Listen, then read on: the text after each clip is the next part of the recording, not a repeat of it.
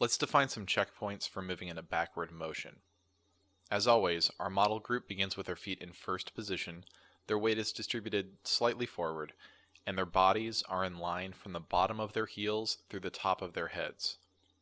As they initiate this first step, the approach will be exactly the same as if they were going to move forward.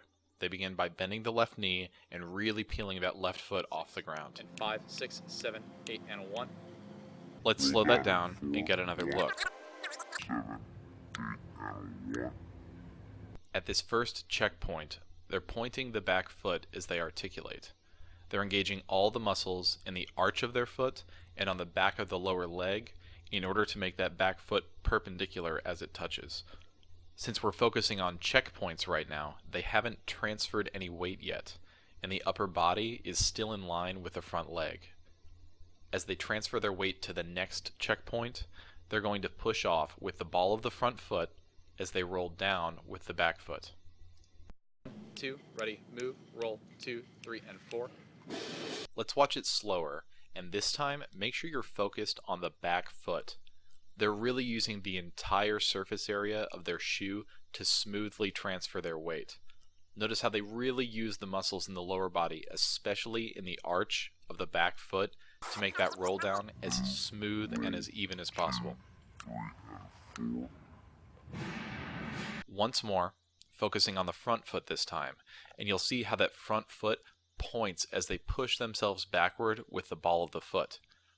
At the end of that push, just as they're dedicating most of the weight to the back foot, you'll see that front foot slide just a little bit as it points.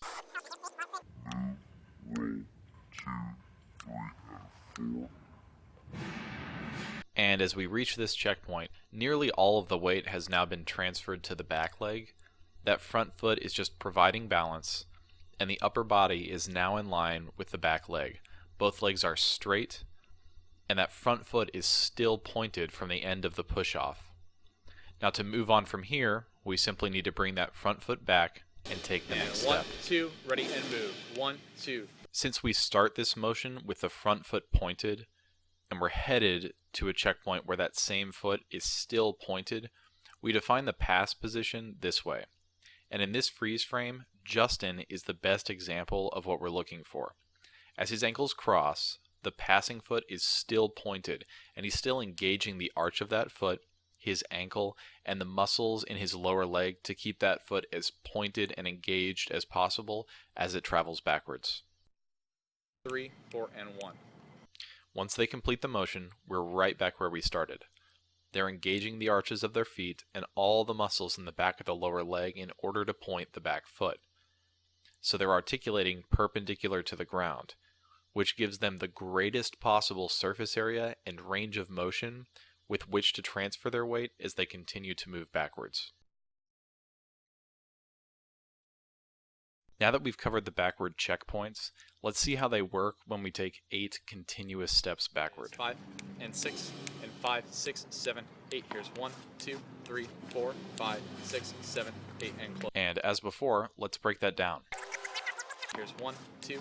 With every backward articulation, these guys are engaging the muscles in the arch of the foot and the back of the leg so that the foot articulates perpendicular to the ground, which gives them the greatest surface area and range of motion possible with which to roll down and smoothly transfer the weight backward. In this frame, you can see how Justin's leg is straight at the end of the roll down. And now that we're moving in a continuous motion, you can see that by the time the roll down is complete, he's already started to push off with the front foot and he's headed to the next articulation. Here, we catch the group in the middle of their weight transfer. In the back, you can see them engaging the muscles in the lower leg to make the roll down as even and fluid as possible. And in the front, you see them pointing and pushing off from the ball of the foot. In this freeze frame, Brandon is a great example of the pass-through position. As his ankles cross, you can see the muscle engagement in his lower leg as he works to maintain the engagement and the point through the arch of his foot. Just as we discussed with the forward technique, nothing about the backward technique should change as you go into a halt. Your approach should be consistent from the initiation of the very first step all the way through the end of the phrase. Let's watch this example. 5, 6, 7, 8, and close.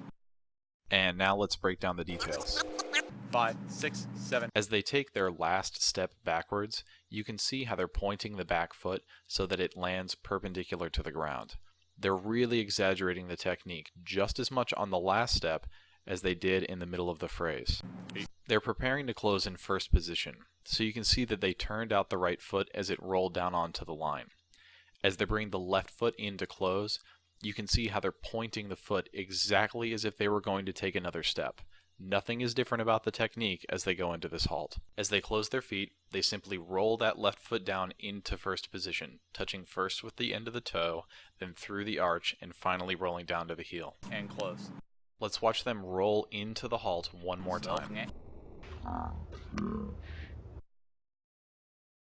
Now let's examine how all of these elements combine to form a backward technique that's smooth and consistent from beginning to end. Again, this will play 3 times, so use that opportunity to see how they exaggerate technique at the initiation of the first step, during the middle of the phrase, and how they exaggerate into the halt. 5, 6, and 5, 6, 7, 8. Here's 1, 2, 3, 4, 5, 6, 7, 8, and close. 5, 6, and 5, 6, 7, 8. Here's 1, 2, 3, 4, 5, 6, 7, 8, and close. 5, 6, and 5, 6, 7, 8. Here's 1, 2, 3, 4, 5, 6, 7, 8, and close.